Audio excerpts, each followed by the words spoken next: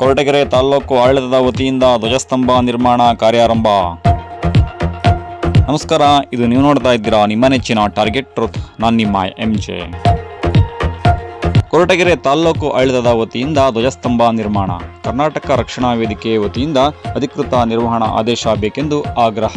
ಕೊರಟಗೆರೆ ತಾಲ್ಲೂಕು ಆಡಳಿತವು KSRTC bus ನಿಲ್ದಾಣದ ಮುಂಭಾಗದಲ್ಲಿ ಧ್ವಜಸ್ತಂಭ ನಿರ್ಮಾಣ ಮಾಡುತ್ತಿದ್ದು ಒಳ್ಳೆಯ ತೀರ್ಮಾನವಾಗಿದ್ದು ಎಲ್ಲ ಕನ್ನಡಪರ ಸಂಘಟನೆಗಳಿಗೂ ಅನುಕೂಲವಾಗಲೆಂದು ಗೃಹ ಸಚಿವರ ಆದೇಶದ ಮೇರೆಗೆ ತಹಶೀಲ್ದಾರ್ K. ಮಂಜುನಾಥ್ ರವರು ಧ್ವಜಸ್ತಂಭವನ್ನು ನಿರ್ಮಾಣ ಮಾಡುತ್ತಿದ್ದೇವೆ ಎಂದು ತಿಳಿಸಿದರು. ನಂತರ ಕರ್ನಾಟಕ ರಕ್ಷಣಾ ವೇದಿಕೆ ಅಧ್ಯಕ್ಷರಾದ ನಟರಾಜ್ KN ರವರು ಧ್ವಜಸ್ತಂಭ ನಿರ್ಮಾಣ ಮಾಡುತ್ತಿರುವ ಕಾರ್ಯ ಸ್ವಾಗತಾರ್ಹ. ಆದರೆ ಕನ್ನಡ ಧ್ವಜ ಸ್ತಂಭ ನಿರ್ಮಾಣ ಮಾಡಲು ಬಿಳಿ ಬಣ್ಣದ ಅವಶ್ಯಕತೆ ಏಕೆ ಇದೆ? ಕನ್ನಡದ ಧ್ವಜಸ್ತಂಭಕ್ಕೆ ಹಳದಿ ಮತ್ತು ಕೆಂಪು ಬಣ್ಣವನ್ನು ಹಾಕಿ ಎಂದು ಆಗ್ರಹಿಸಿದರು.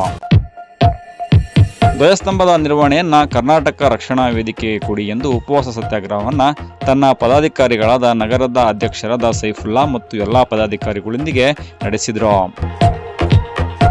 ವರದಿ ರಘುನಂದನ್ TR, ತೋವಿನಕೆರೆ. ಇದು ಟಾರ್ಗೆಟ್ ಟ್ರೂತ್, ಸದಾ ನಿಮ್ಮೊಂದಿಗೆ. ನಮಸ್ಕಾರ.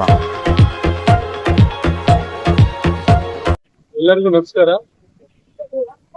ಈಗಿನ ಕೊರಟಗೆರೆ ತಾಲೂಕು ಕೊರಟಗೆರೆ ಪಟ್ಟಣ ವ್ಯಾಪ್ತಿಯಲ್ಲಿ ಕನ್ನಡ ಧ್ವಜಸ್ತಂಭವನ್ನ ತಾಲೂಕು ಆಡಳಿತದಿಂದ ಮಾನ್ಯ ಗೃಹ ಸಚಿವರು, ತುಮಕೂರು ಜಿಲ್ಲಾ ಉಸ್ತುವಾರಿ ಸಚಿವರು ಹಾಗೂ ನಮ್ಮ ಕೊರಟಗೆರೆ ವಿಧಾನಸಭಾ ಕ್ಷೇತ್ರದ ನಮ್ಮೆಲ್ಲ ಪ್ರೀತಿಯ ಶಾಸಕರಾದ ಸನ್ಮಾನ್ಯ ಶ್ರೀ ಡಾಕ್ಟರ್ G. ಪರಮೇಶ್ವರ್ ಸಾಹೇಬ್ರ ಒಂದು ಮಾರ್ಗದರ್ಶನದಲ್ಲಿ KSRTCಯ ಒಂದು ಆವರಣದಲ್ಲಿ ತಾಲೂಕು ಆಡಳಿತದ ವತಿಯಿಂದ ಧ್ವಜಸ್ತಂಭವನ್ನ ಸ್ಥಾಪನೆ ಮಾಡಿದ್ದೀವಿ.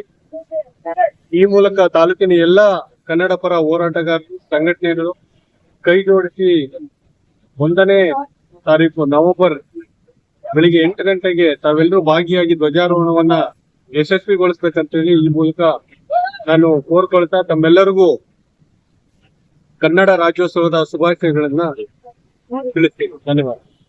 ಸರ್, ಈ ರಕ್ಷಣಾ ವೇದಿಕೆ ಉಪವಾಸ ಕುಂತೀರಾ, ಅದ್ರ ಬಗ್ಗೆ ಏನ್ ಹೇಳ್ತೀರಾ?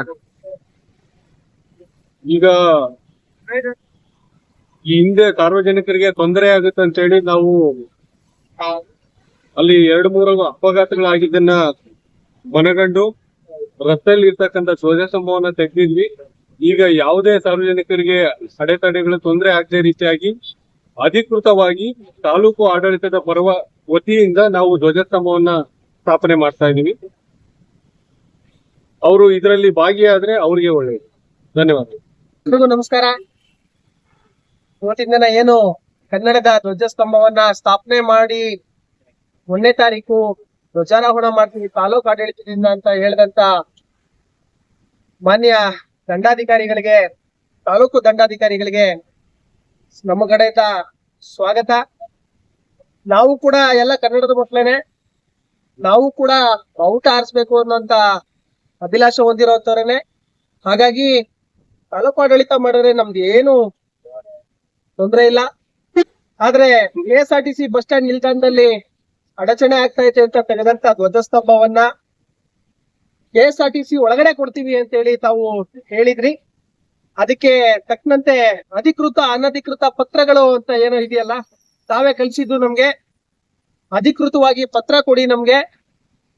ಹಾಗೇನೆ ಧ್ವಜಸ್ತಂಭದ ನಿರ್ವಹಣೆ, ಅದರ ಆಗು ಹೋಗು ನಾವು ಇಲ್ಲಿ ಯಾವ ತರ ನೋಡ್ಕೊಂತಿದ್ವೋ ಅದರ ಹಕ್ಕನ್ನ ಕೊಡಿ ನಮ್ಗೆ ಅನ್ನೋಂಥದ್ದು ಕರ್ನಾಟಕ ರಕ್ಷಣಾ ವೇದಿಕೆಯ ಒಂದು ಬೇಡಿಕೆ. ಹಾಗಾಗಿ ತಾವು ದಯಮಾಡಿ ನಮ್ಮ ಜೊತೆಗೆ ತಾವು ಇಷ್ಟು ದಿನ ಸಹಕಾರ ಕೊಟ್ಟು ಸ್ತಂಭನೆಲ್ಲ ರೆಡಿ ಮಾಡಿಸಿ, ಪೇಂಟು ಮಾಡಿಸಿ, ಆದ್ರೆ ಬೆಳೆಯದ್ ಮಾಡ್ಸಿದೀರಾ, ತೊಂದ್ರೆ ಇಲ್ಲ. ನಿರ್ವಹಣೆ ಅಂತೇಳಿ ನಮ್ಗೆ ಲೆಟರ್ ಕೊಟ್ರೆ ಮುಂದಿನ ದಿನಗಳಲ್ಲಿ ಅದನ್ನ ಅಭಿವೃದ್ಧಿ ಮಾಡಂತ ಕೆಲಸ ನಾವು ಮಾಡ್ತೇವೆ. ನೀವು ಮಾಡಿರೋಂತ ಕೆಲಸಕ್ಕೆ ನಮ್ದು ಸ್ವಾಗತ ಇದೆ.